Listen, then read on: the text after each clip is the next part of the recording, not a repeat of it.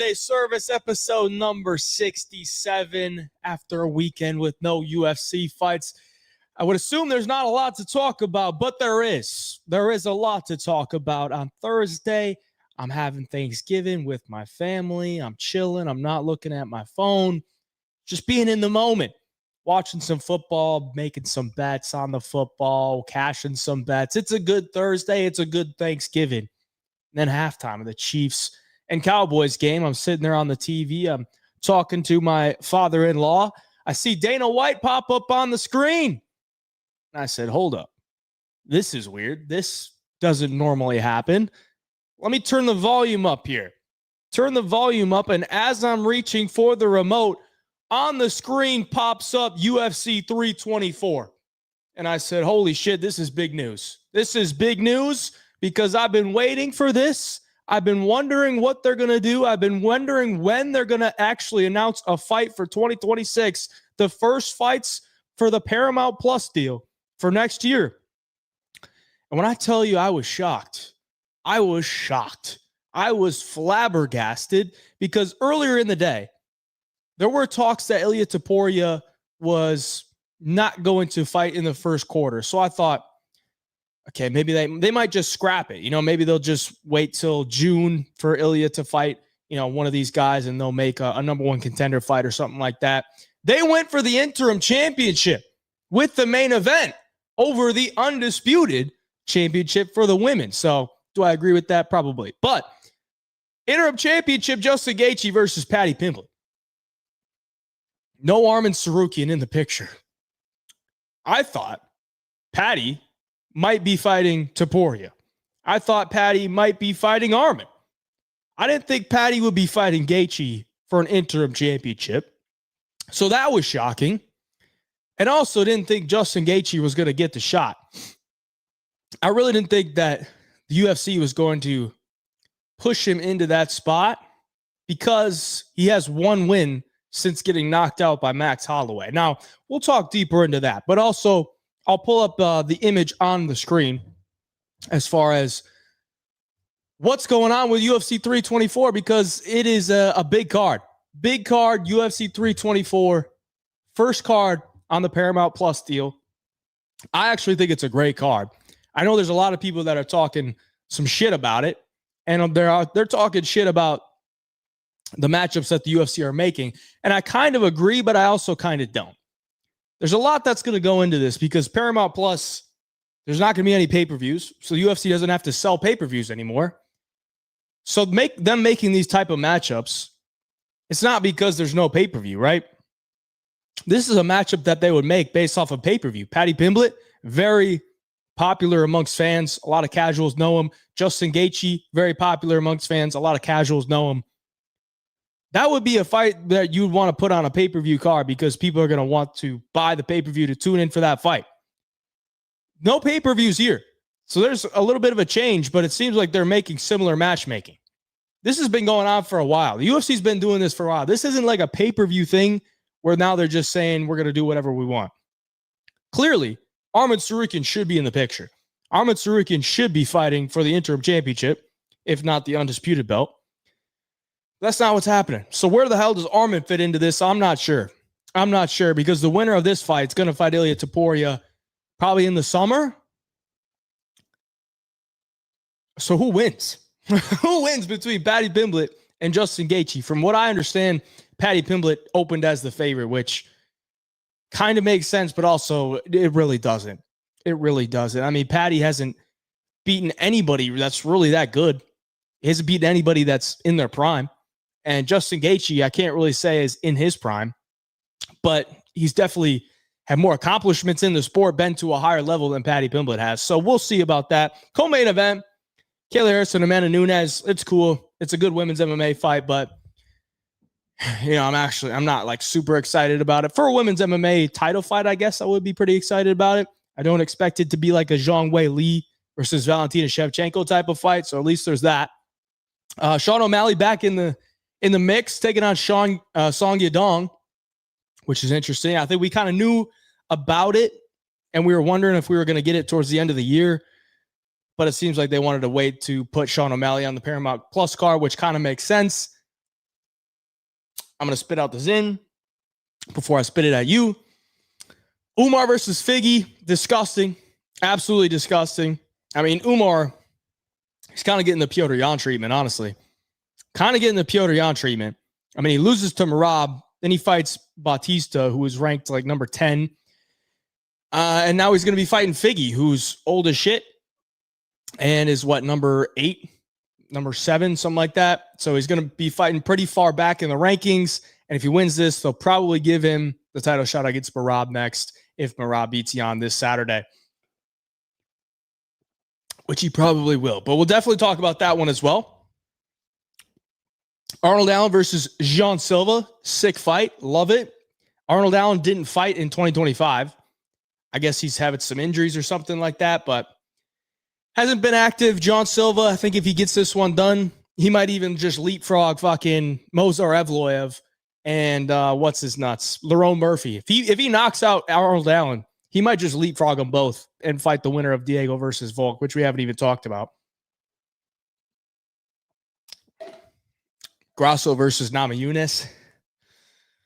Better not be on a main card, I can tell you that. And Derek Lewis versus Waldo Cortez Acosta. Kind of upset that Waldo's not fighting at the Apex next week because I'm going to that card, so I'm a little bit upset. I wish we could have got him on that Apex card, but I'll take it. I'll take him versus the Black Beast on the first Paramount Plus card. I think he's earned it, man. He's earned it. 5 fights in 2025. Go ahead, man. Go ahead. Get on that big first Paramount Plus card. And then, of course, we got Volkanovski versus Diego Lopes. I don't want to rip into this one too much, but out of all the matchups that they made, this is the one that I'm scratching my head about. Why is Volkanovski being put into the octagon with Diego Lopes again? Why? I mean, he just beat him 4-1 back in April. Yeah, Lopes knocked out Jean Silva. But wouldn't you like to give Volkanovski a fresh matchup, man? Like, please. He survived 5 rounds against Diego Lopes. And in his next fight, you're going to throw him back in there with Diego Lopes. It couldn't be any more blatant from the UFC to be like, we want Diego as the champion. We feel like Volk got away with something in the first fight. Let's make it again. Let's make it again. Volkanovski's been such a company, man, that you threw him to the wolves against Islam in the second fight. You were attempting to throw him to the wolves against Diego Lopes. And instead of giving him a harmless Movsar Evloev or, even a Lerone Murphy, who's not touted as some huge finisher, even though he had a spinning back elbow knockout in his last fight, not touted as some big high finisher, you gave him fucking Diego Lopes again. Okay? Now I'm saying this as a fan of Volkanovski and a Volkanovski, you just like the guy. He's a very likable guy. I don't want to see Volkanovski get KO'd again, man. I don't. I was very nervous. He was going to get KO'd by Diego in the first fight. And I said, okay, he gets past him here. And up next is either Aljamain Sterling, can't knock out anybody. Movsar Evloev, can't knock out anybody. Or Lerone Murphy, who's probably the most dangerous of the 3 people I just laid out. And now he's got to fight Diego Lopes again. So, and it's in fucking Australia. So just imagine Volkanovski getting knocked out by Diego Lopes in Australia. And then he retires. Disgusting, disgusting. But I will say this.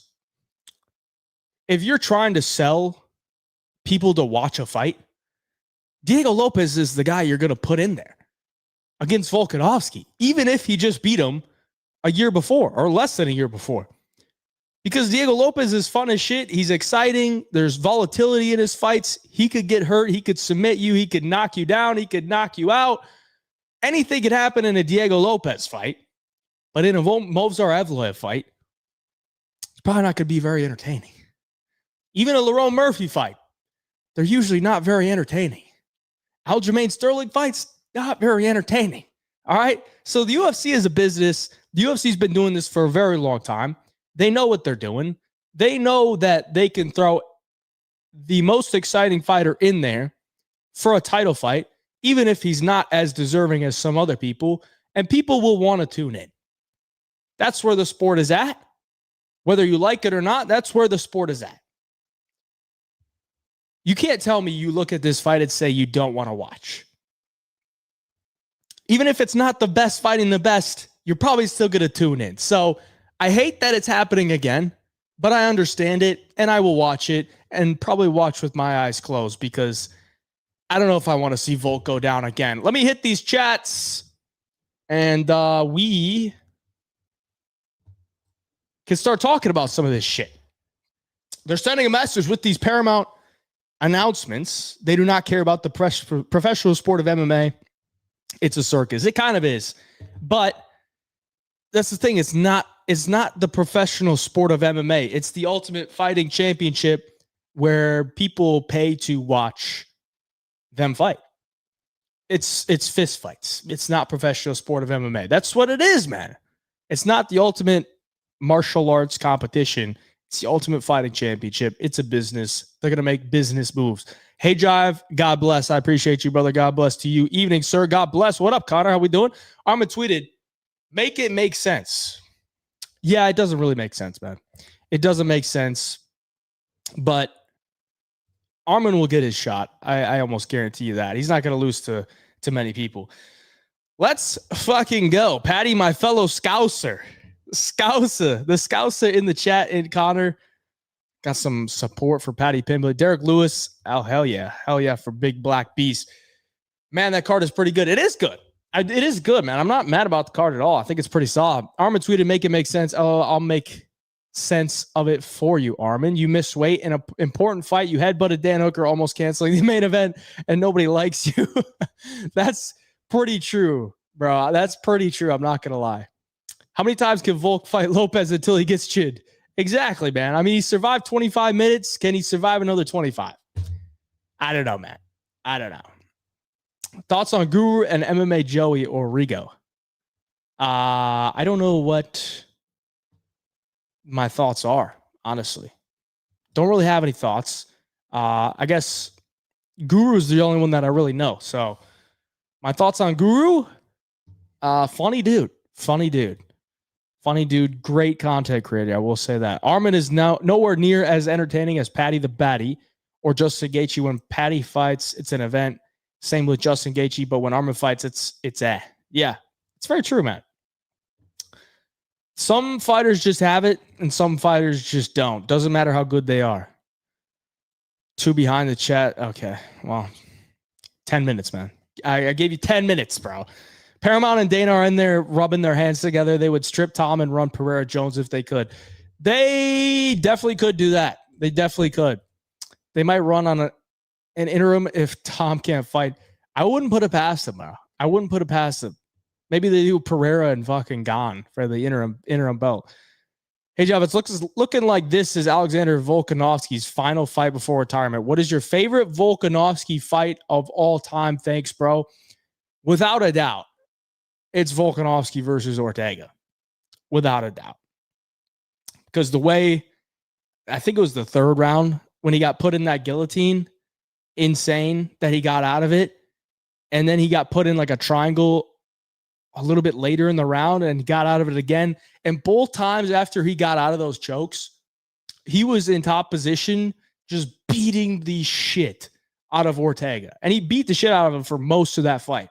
But the fact that he got put in like some nasty spots and barely escaped, and then still on his mind was like to go out there and fucking put it on Ortega, even after just getting out of a dangerous spot where the fight almost ended. That was like when I was really like, holy shit, I fucking love Volk. Volk is sick. Watch that be the White House fight. Yeah. What, Pereira and Jones you're talking about? Do you still think Diego's the most dangerous fight for Volk? I would say him or Gian Silva. Diego or Gian Silva. I think those are the 2 toughest or most dangerous fights for Volk. Hey, Jeff, question. The women's MMA GOAT Amanda Nunes versus the UFC bantamweight champion Kayla Harrison. Who wins and by what method? Thanks.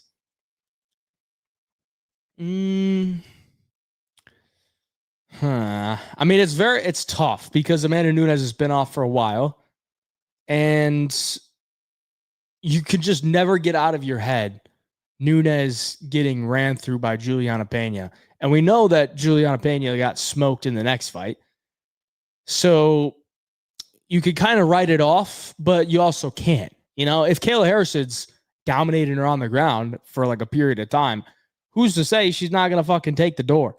But I kind of feel like Nunes pieces the fuck out of her on the feet. And I just don't really see Kayla Harrison taking her down with ease, man. I don't really think Kayla Harrison's takedowns are all that great. You know, Juliana Pena is a girl that has terrible takedown defense. And that was just a layup of a fight for her. But you look at her against like Ketlen Vieira, she's struggling to get some of these takedowns. Still won the fight, but you know, if Amanda Nunes is in front of you, there's a lot more danger there than Ketlen Vieira. So I kind of lean towards Nunes. Tom still can't see. He can't see. I guess he's got what, Brown's disease or something. Don't understand what that is, but it is a thing. So hopefully he gets better, bro. Hopefully he gets better. I will say this about Tom. I don't know what he's trying to do, putting all this stuff as public information. It almost feels like the more information he puts out about his eye injury or the eye poke situation, he's kind of just digging himself a grave for people to not like him. And I'm not saying that's the worst move, because if people don't like you, then they want to see you fail, and then they will watch your fights and there will be more engagement. But Tom was a guy that people really loved. And in some scenarios, if people love you and you get fouled by something and you take it like a man and you just, you know, you take it as it is, and you don't put all these excuses and all this proof of your injury out there for people to engage with, then people will back you up. But it seems like he's trying to put everything out there as like, my eye is really fucked up. Like, I wasn't faking it, guys. Like, my eye is really bad. I don't think that was the right move. It just wasn't the right move. Drop picks in Discord late tonight or early tomorrow. Probably not late tonight. No, it'll probably be tomorrow, bro. Didn't really understand a Kayla Amanda co-main over an interim. I definitely can, because when was the last time there was a good women's title fight? It's been a while, bro. It's been a while. So, yeah, I think if they wanted to make the fight on that date, they can't come out on the Paramount Plus deal with a women's title fight. They just can't do that. You know, this isn't the Ronda Rousey era. All right. Women's MMA title fights are not selling like they once were under Ronda Rousey. So if this is the first card they're going to have under a new deal, they can't put that as the main event, bro. They just can't. So that's why it's the fucking co-main, bro. Even if the main event is an interim title fight, it's got to be a co-main. How do you feel about Merab versus Volk if it ever happened? At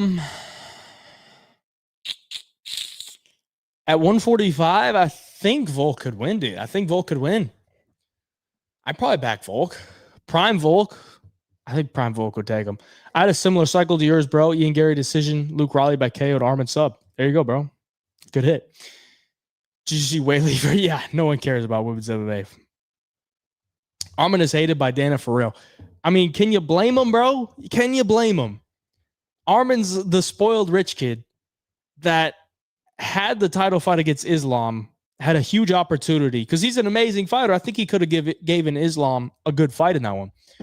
Had the opportunity to beat one of the best in the sport, or the best in the sport, and beat one of the best fighters of all time, in my opinion. And he pulled out 24 hours before the fight was supposed to go down. And he hadn't fought in a long time. So he goes and fucking headbutts Dan Hooker. So can you blame Dana for not giving him the interim title fight? I don't think you can, bro. I don't think you can. Has he earned it from what he's done in the octagon? Yes.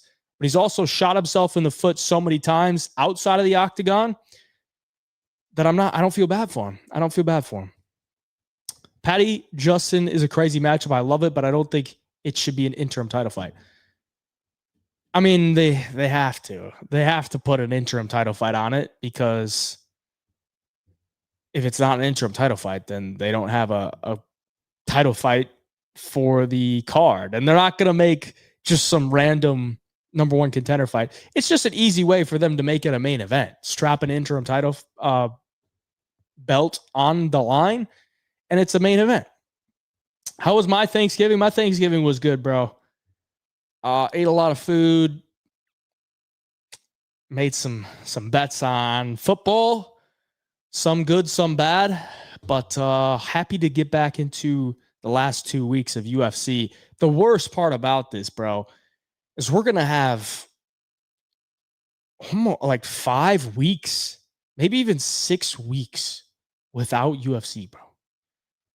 After the Apex card on December 13th, we don't have a UFC card until January 24th.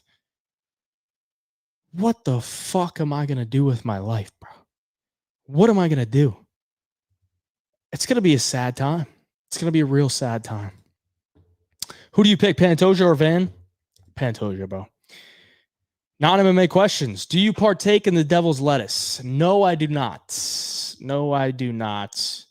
Just never really got around to liking it, man. Just never really been that thing for me. Harrison did smoke Pena. Yeah, I mean, yeah, it made sense. Do you think Moreno wins next weekend? It's my birthday and his December 7th day after the fight. I have his phone number. Should I text him to get some inside info? I mean, sure, go ahead. Give him a fucking jingle, but I don't know what he's going to tell you to give you inside information unless he's going to sell the fight. It's a tough fight for Moreno. I think he could win, but I think it's probably just going to be a close fight. It's going to come down to a lot of subjectivity with the judging, from what I assume. Well, fight are you most looking forward to at 323? I think the fight I'm most looking forward to would probably be, I kind of want to see Talbot and Cejudo, but prelims, I'd probably say Ziam and Sadikov. Probably one of those. Paddy Gaethje ending the night is always the correct choice, even if Harrison Nunes overperforms. 100%. Paddy gonna sub him? I could see that, bro. I mean, what's his nuts? Gaethje's been submitted by Oliveira and Habib in his title fight, so it would only be fitting if he gets submitted again. Facts, and let's not forget when Arman punched a fan in the crowd. Yeah, he did do that. I remember that. He got fucking suspended, and he had to like write a apology or something. He had to write an apology letter. Not having it for 1 week was rough. Yeah, I mean, dude, 1 week of no UFC, like by the time it hits Wednesday and Thursday, I'm like, fuck, dude, we got to wait a whole nother week before we're almost close to some fights. Just imagine 5 weeks, bro. It's going to be fucking rough. Oh, man. May have to touch some grass. It'd be snow for me. 6 weeks break. Oh, dude, sick. Is it really 6 weeks? Fuck. Just got here. Waldo Lewis prediction. I'd probably go Waldo, honestly. Ballin' out of control 08 with the $5 dono. Appreciate that, brother. Ilia needs to nut up and fight. Wasting his prime fighting once a year is crazy, especially when other fighters fight after losing a wife, a coach, a friend. Yeah, I mean, of course, I would love to see him fight, but I think he's got some really shitty stuff going on with his ex-wife. So that's tough. If you're a champion, bro, like at least he's not John Jones in it. At least he's not being John Jones and saying like being out for like a whole year and making the interim champion defend his interim belt. At least he's not doing that. At least he's saying, okay, give him the interim championship at the beginning of the year. I'll come back in the middle of the year. We could fight, whoever wins the interim title. One thing I don't understand, how anyone is saying Ilia Topuria is ducking Arman Serukian. Are we fucking serious right now? Like, Ilia's not ducking Arman Serukian. It makes no sense. Absolutely no sense. Arman Serukian barely beat Charles Oliveira. Ilia Topuria knocked out Charles Oliveira in the first round pretty damn easily. So there's a common opponent where one went life and death and the other one knocked him out in round one. Ilia Topuria also moved up to 155 because he wanted to fight Islam Makhachev. Islam Makhachev, the number one pound-for-pound fighter in the world, wanted to fight him at 155. Islam moved up to 170, and Ilia's talking about moving up to 170 when he was a 145er. So I don't think Ilia's ducking Arman Serukian, okay? It's not like you go into there with Arman Serukian and you leave the fight on a fucking stretcher. That's just not what happens, all right? He doesn't do that to people. But when you fight Ilia Topuria, you're going to be leaving there with some brain damage, okay? So I don't think Ilia Topuria is ducking Arman Serukian. It makes no sense. Duncan versus McKinney, man. I don't know, man. I just don't really think McKinney's that good, dude. Like, if I had more belief in McKinney, then I would probably say that one, but I feel like Duncan's probably just going to fucking run through him, dude. Moreno could just go in there and TKO him, or it's really close. Yeah, I don't think he's going to TKO him, though. I think it's just going to be close. My uncle sold Moreno a house, so that's how. I'm just messing around. Will definitely be a close fight. Yeah, I mean, that's kind of funny. He sold him a house. What is he, a real estate agent? Must be. But that's funny. Ilia Helwani got everyone in uproar over Kayla versus Amanda as the co-main instead of the main. He creates so much drama. Ilia Helwani is the Jerry Springer of MMA. Yeah, I don't understand how anyone could look at a women's MMA fight right now in the current state of women's MMA. Doesn't matter what these two girls have done. It's still women's MMA, and what we've seen from women's MMA in championship fights recently has not been good. So I don't know how you could look at that fight and say it needs to be a main event, and let alone the main event of the first card under a new deal. Yeah, if you're saying Kayla versus Amanda should be the main event of UFC 324, you probably need, or you're probably just not going to go far in business, because that's just not a good business move. Just saying, bro, like, you can't do that. You just can't. I get no fight depression too. 6 weeks is disgusting. Yeah, dude. We need like they should put Contender Series or something in December. That would be nice. Like, why not just have it in December? Maybe we'll start our own Contender Series. Who knows? As a massive Volk fan, I really wish he was fighting Movzar. Why does the UFC want to see Volk KO'd? I don't know. I don't think it's that they want to see Volk KO'd. I think they want to see Diego as the champion because he's extremely exciting. If you think about Ilia, isn't even in his prime. I mean, he's what, 28? 28, 29? Ilia's about to lose half his money. Why would he take another title fight and make more money? You know what? That's probably true, bro. That's probably true. I don't know how the laws are over in Spain, but maybe that is true, bro. Maybe that is very smart. Divorce and the bitch and then make your own bread when you back. Yeah, I mean, he probably had to give her some money anyway, but it does make sense. Why is DDP not booked? Dude, DDP's going to fucking Dagestan for 2 years, and then he'll come back. All right, bro. He's got to hit the fucking caucus ASAP. Go away for 2 years, come back, fight Hamzat in 2028, and get the title back. Is the co-main because Kayla is going to lay and pray? I don't think she's going to lay and pray. I don't think that's going to happen. But it's women's MMA, bro. If you think about it, Ilia hasn't fought anyone from his generation at 145 or 155. The last guy he fought close to his age was Yusuf Zalal, and we all saw how that fight went. Yeah, that was his UFC debut. I mean, who from his generation would you like to see him fight? Exactly. Because if you're talking like who's his generation? John Silva, Diego Lopes, I guess. At lightweight, his generation would be like a Arman Serukian, I guess. So yeah, I mean, you could say that,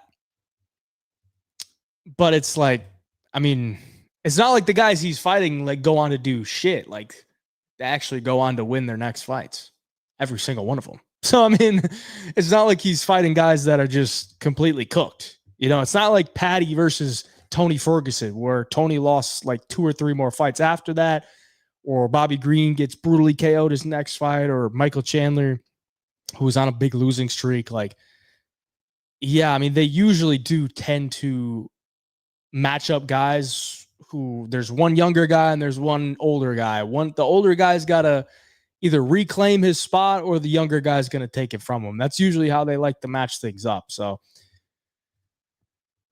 every lay and pray fighter should be a co-main. He's not a lay and pray guy, though. That's the thing.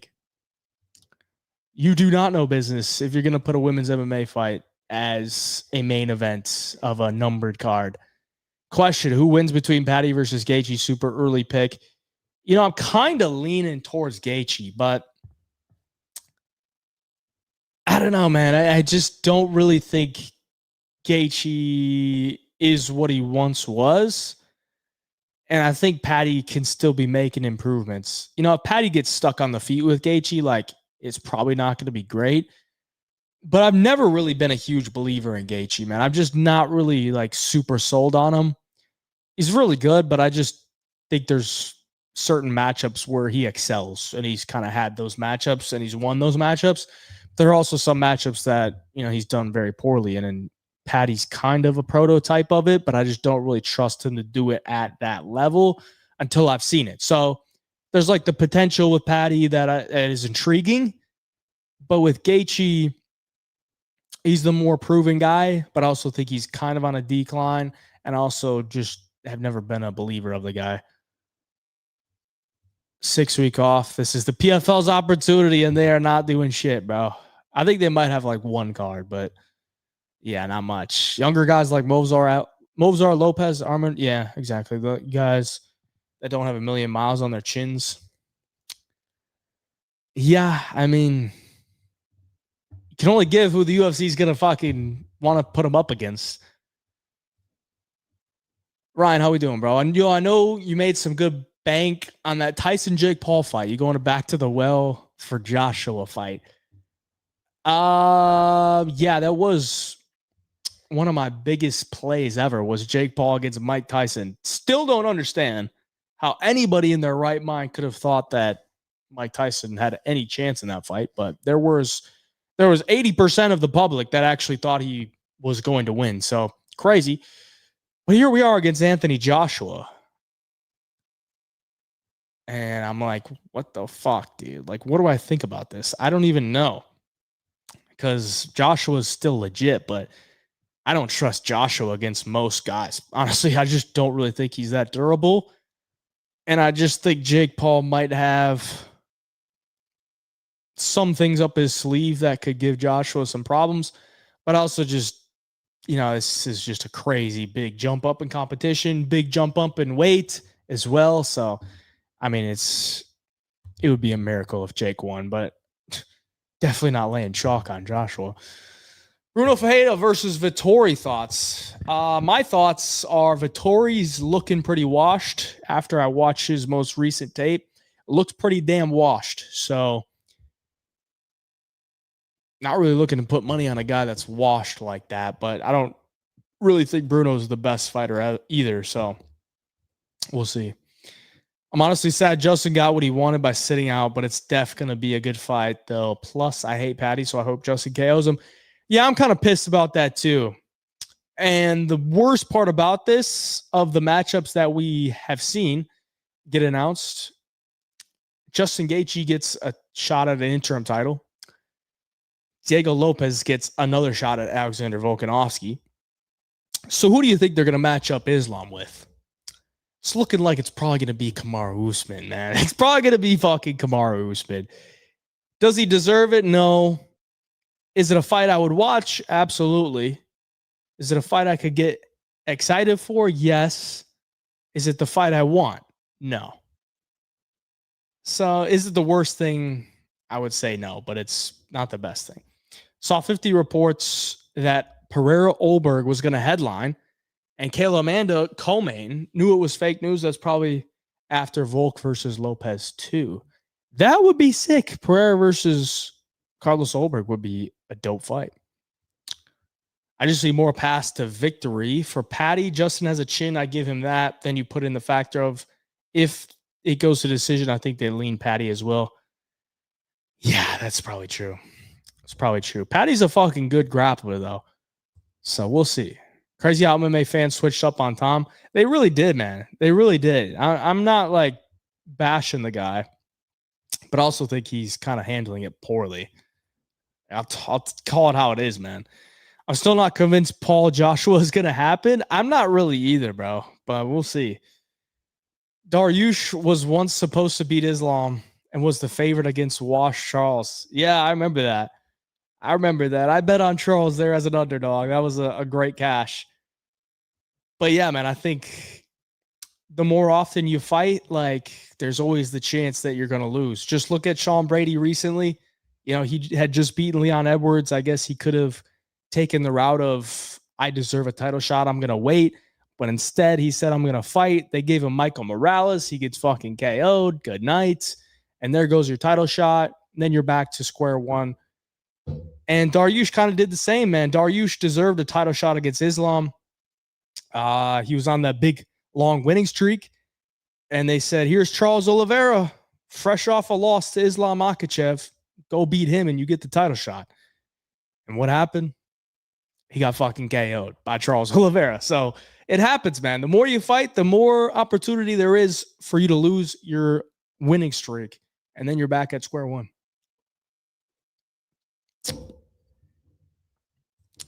If they put Usman in there, I will boycott. Go ahead, bro. I don't think they're going to care.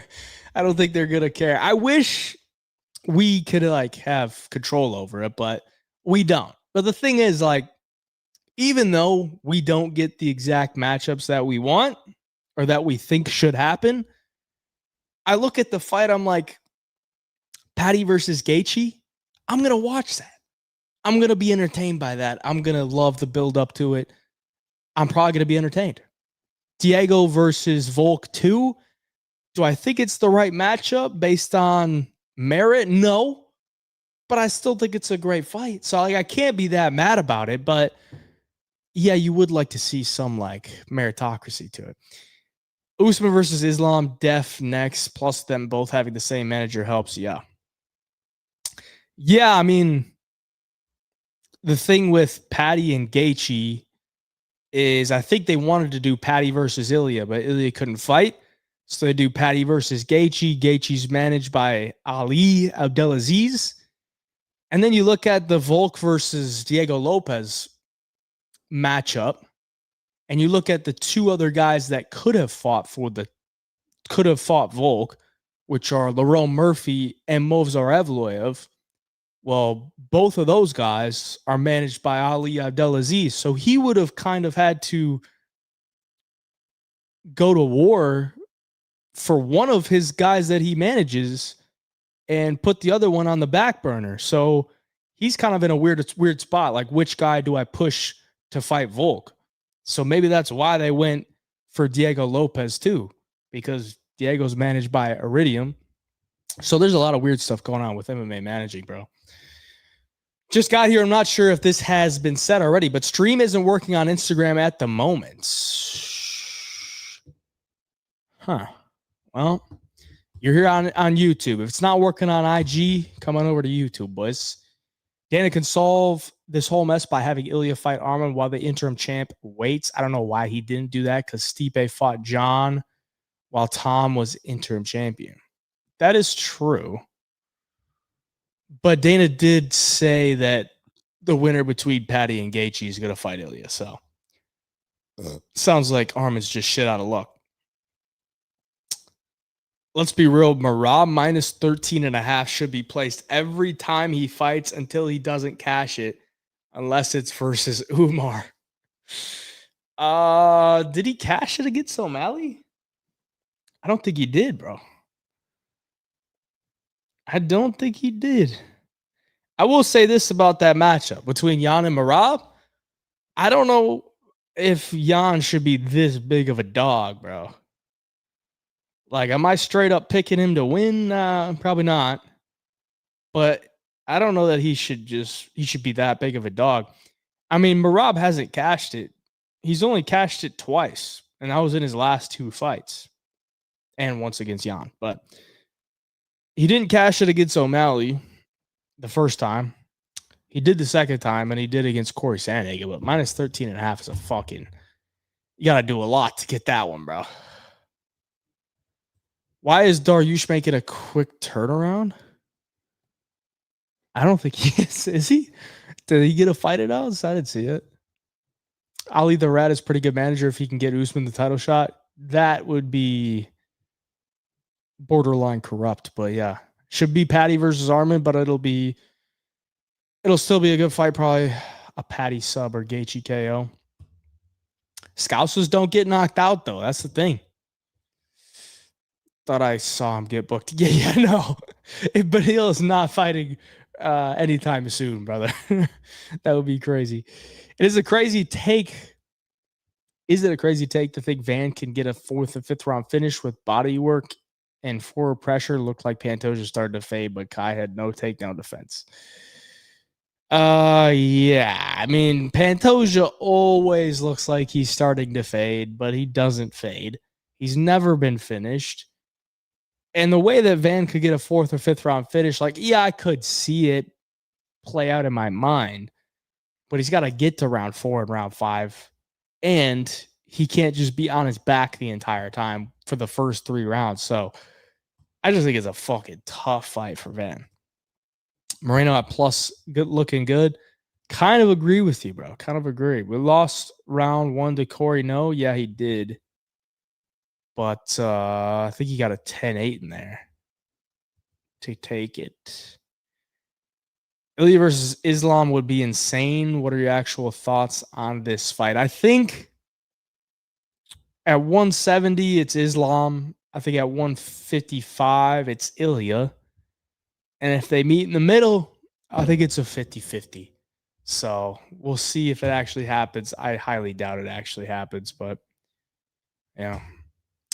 Did you see John Jones in Chechnya? I did see John Jones in Chechnya, and I did also see Daniel Cormier's comment about it. John Jones has a family, and in the U.S., where John Jones is from and where he proudly represents, there was a holiday called Thanksgiving, and John Jones is in Chechnya on an American holiday, away from his family, with a dictator for the dictator's son's birthday. Crazy stuff. That's about all I'll say about that. But yeah, I mean, clearly got his priorities straight, right? Dariush gonna get slumped by Sal Killed Bad Bro. He's gonna get fucked. Bro, if they put Sal Killed versus Dariush is getting fucking slumped. It's not good, bro. It's not good. Oh, God, dude. Poor Benil. It's in the works? No way. Oh, wait. Where'd it go? It's in the works? Bro, no. Please, no. Please, no. Arman definitely deserves title shot. They are literally robbing this man of an opportunity. We talked about it a little bit earlier, bro, but you can't feel bad for Arman Serukian, bro. He's fucking shot himself in the foot many times. Many times. He's a spoiled rich kid, an amazing fighter, but the guy has shot himself in the foot. He pulled out of a title fight 24 hours before it was supposed to happen, and then a couple weeks later, he's perfectly fine. And then in his next fight, months later, he gets a layup against Dan Hooker. and the day before the fight, he headbutts him. You can't trust the guy. Dana likes to trust people. He likes to trust people to show up, and he likes to trust them to fight and have exciting fights. So does Arman have the most exciting fights? Not always. Is Arman trustworthy? No. So he kind of shot himself in the foot. Should he get the title fight based on what he's done in the cage? Yes. But you can't be mad that he's not getting the title shot because of what he's done outside of the cage. I really hope that's not the case, bro. Also, Ian throws an insane amount of obliques. Surprised nobody brought it up. Yeah, that's true. It's pretty random, but what's next for Anshul Jubilee? PFL probably, brother. Gaethje's Gucci? Oh, Gucci. Horiguchi coming for that flyweight belt. Santos Pantoja Marab will win this Saturday card. All right, bro. Jay Simi picks. We'll see about that, brother. If Ilia Islam doesn't happen, it is the biggest miss in UFC history. I think that's like a Canelo Crawford type of fight, like two of the best to ever do it, in my opinion. But it would be a huge miss. Huge miss. Am I going to be at Potawatomi for 323? No, I am not, brother. No, I am not. Not sure where I'm going to be yet, but I know I will not be at Potawatomi. Last live stream, I said take Eagles -3 on Sunday Night Football, and it hit easily. Take Commanders +6 and thank me later. Yeah, I was already kind of leaning towards Commanders +6, but I think I kind of just want to be done betting on the fucking NFL today, bro. Ilia versus Islam would do big numbers. Plus, why would they not want to do it? Even though Ilia just became lightweight champ, if he decides to vacate and move to welterweight, then why not? I mean, I think they would do it. I think they would do it. What do I think about Duncan and McKinney? I think McKinney is extremely flaky. I think he's probably got 3 minutes to finish Chris Duncan, and if he doesn't do that, he's losing. So if you're going to take McKinney, probably take him under a half a round. And then Duncan's going to fucking take over. And Duncan could KO him in the first 5 seconds as well. So, yeah. Under 1.5 is probably good. All right, boys. I think we're going to hop out of here. We covered a lot of shit. We didn't really talk too much about UFC 323 this Saturday, but that's okay. Because we got a whole week to do it. We're going to go and get back in the lab. We're probably going to get some bets locked in. Do some more research. I think we got 13, 14 fights. Pretty solid card. I'm excited about it. I think there's some good spots on the card. 2 title fights, which is always nice. So I'm going to get in the lab, do some more research, get some bets locked in. And then I'll have the most confident picks for you on Wednesday. I'll have the DFS video for you on Thursday. Friday, long shots only live stream. And then we'll probably have a live stream on Wednesday as well, breaking down the entire UFC 323 betting card, our card from a betting angle. So I'm excited about that. We only got 2 cards left in 2025.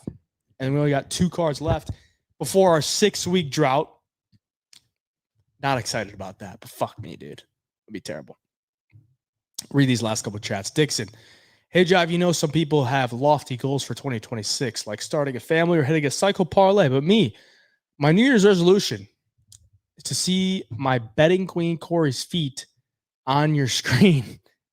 On our screens. Okay, there you go.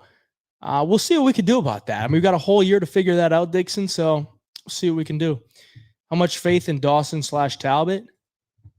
More faith in Talbot than I would for Dawson, but I think they're both probably going to win. All right, boys. I'm out of here. Pay-per-view week, the last pay-per-view in the ESPN era, last pay-per-view for the next 7 years, so should be fun. Until next time, AJ Picks.